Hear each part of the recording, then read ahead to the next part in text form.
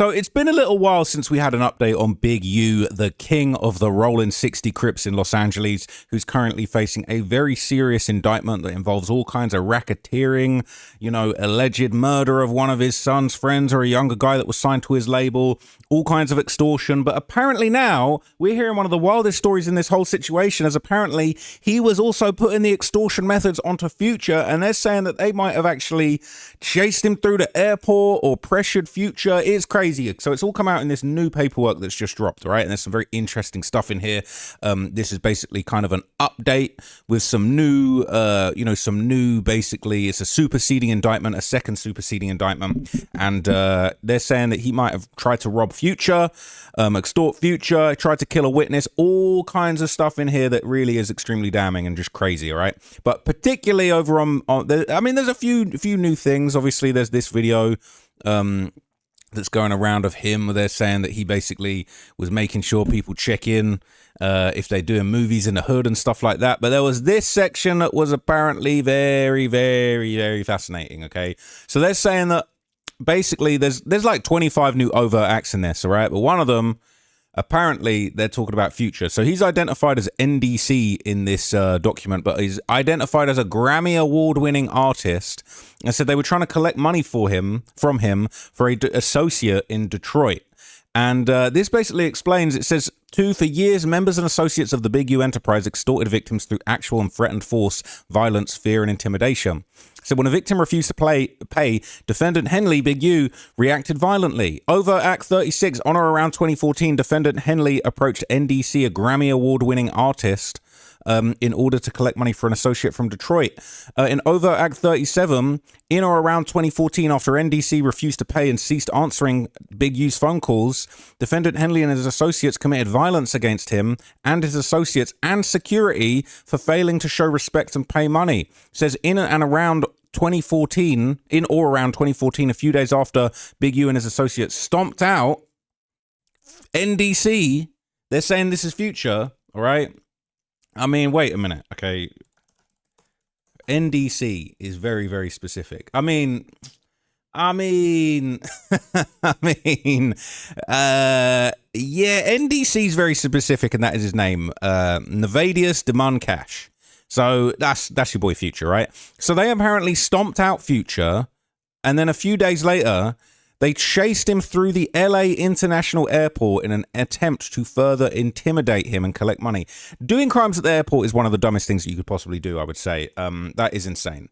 That is actually insane. So apparently Future was actually born with a different name. But look, this seems pretty clear that it's likely to be him, okay? Because he was basically, apparently his name was changed to Nevadius Demon Cash. He changed his last name to Cash. Apparently his last name was Wilburn, but he changed it to Cash. And that is the initials NDC. It's crazy, right? It is actually, I mean, shit, man. He definitely has made enough money to reasonably change his last name to Cash. But anyway, what's very interesting is in 2022, Wack 100 actually discussed what appeared to be the same incident, and he claimed that Future actually owed money to Detroit rapper Trick. So this is what he said. Future owed Trick some money. So me, Trick, and Big U was real close at the time, right? And so Wack is basically, I'm pretty sure I've seen this going around, and Wack is basically going to claim that he was actually part of this pressing. Hey, Future owed bro some money. All right, Trick in Detroit. Me and Big U on a red-eye flight to Atlanta. We coming to LAX. We coming through the security, putting our bag through the thing. Who we see on the other side? Future and the girl that's with the football player. Sierra. We see Future and Sierra. I say, bro, is that who I think it is? He looked. I said, yeah. I said, you take them. I got him. When we come to the thing, I say, hey, homie, you got that money for Trick? He take off running. I'm chasing the dead homies through the Delta. What the fuck? Runs into a motherfucking terminal, and he runs into the thing, but it ain't hooked up to no plane. He left it. Whoa, bro. Wow. He runs into the terminal. True story. Clip. Runs into the terminal, right? When he run into the terminal, he take his phone out, right? He know he can only go so far, because what you gonna do, jump onto the runway? That's a long drop down there, right?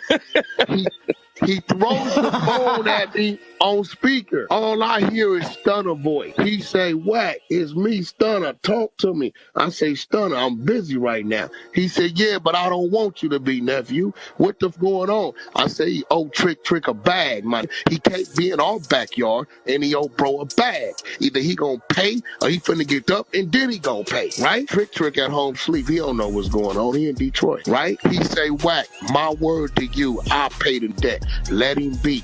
I got business with that man. I said, what? He said, Wack, this Stunner talking to you. As your brother, leave him be. You got my word, whatever the debt is. Send me trick, I pay him in the morning. On me. I'm giving you my word. I threw it back to fall, walked away. Trick got his wire. Damn.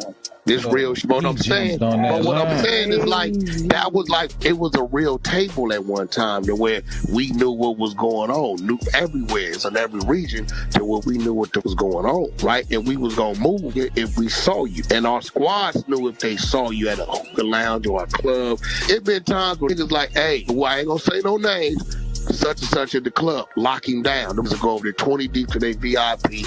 Tell the security they don't pay you enough for this here. Look, continue to have your drinks. Y'all cool. Ain't nobody moving out.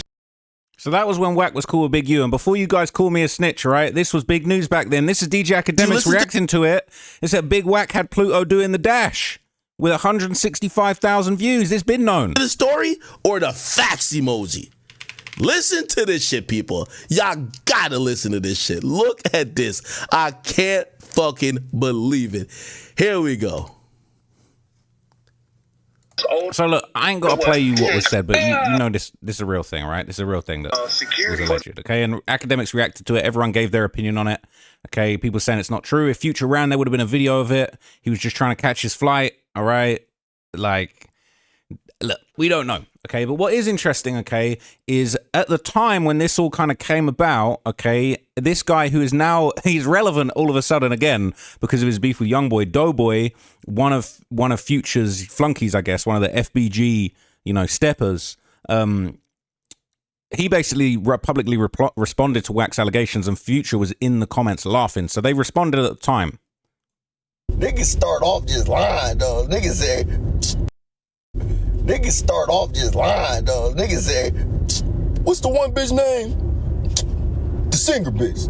His baby mama. Bro, you know Sierra name, bro. Stop playing. Niggas is crazy, bro. Like, bro. And then, it don't even sound realistic at all, though. Like, you telling me you ran down on Pluto and Sierra?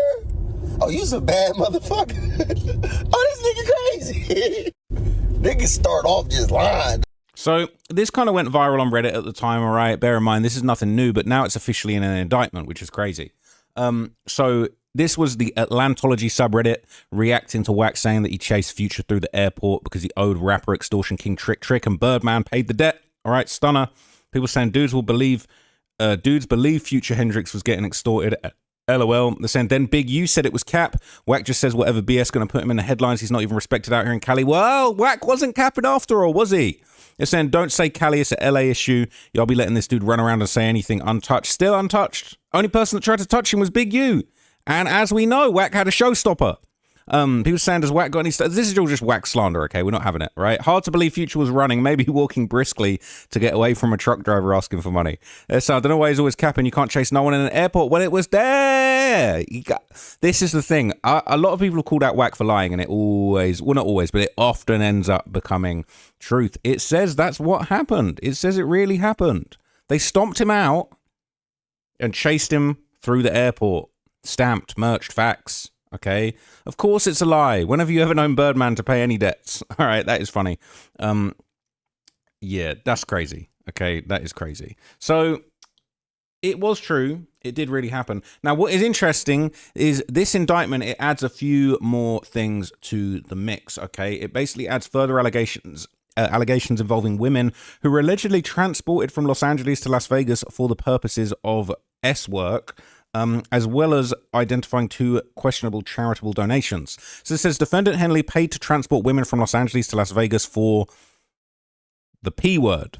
Over at 122, November the 10th, 2022, on an intercepted call, Big U called Armani Afele, aka Marnie, and offered to pay her $1,000 to transport women from LA to Las Vegas to engage in pandering and pee.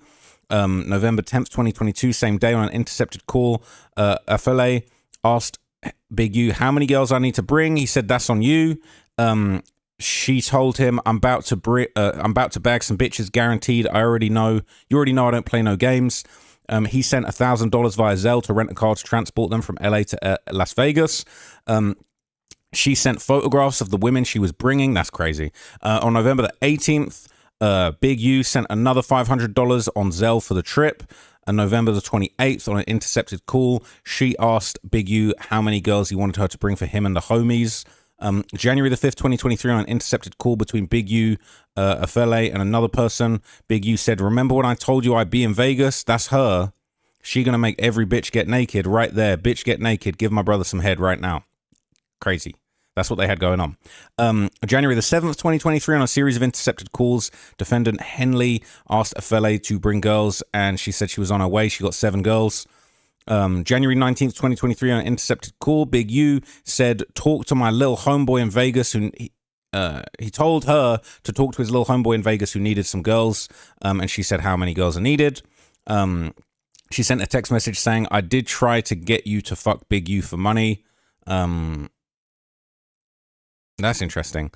June 29th, 2023, they intercepted a call, and after learning that law enforcement investigators interviewed Afele, Big U remarked that he was stressed out because investigators approached a woman with whom he was having sex and talked to her about how Big U was trying to buy girls and be a pimp.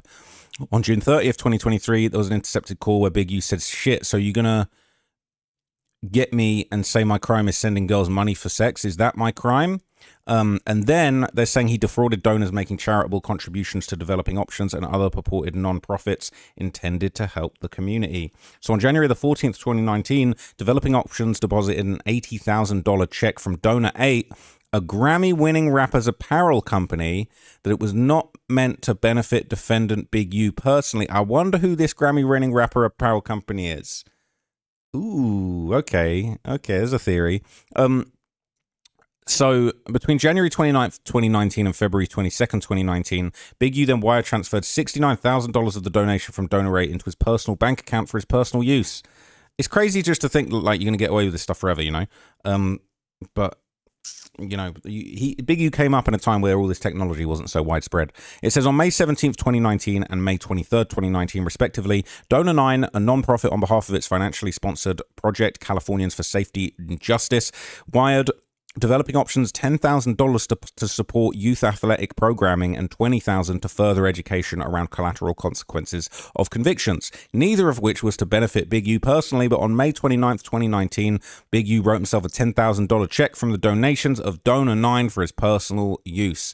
Now, we'd already heard this stuff about, you know, a famous NBA player, all-star player, all that kind of thing, you know, being involved. But one theory is that this person who actually might have donated through his apparel company they're saying that might have been Nipsey Hussle himself. Yeah, so this is the yellow born and raised Robin Hood neighborhood Nip Hussle. Between the yellow one and the green one, these are 2 of my favorite pieces.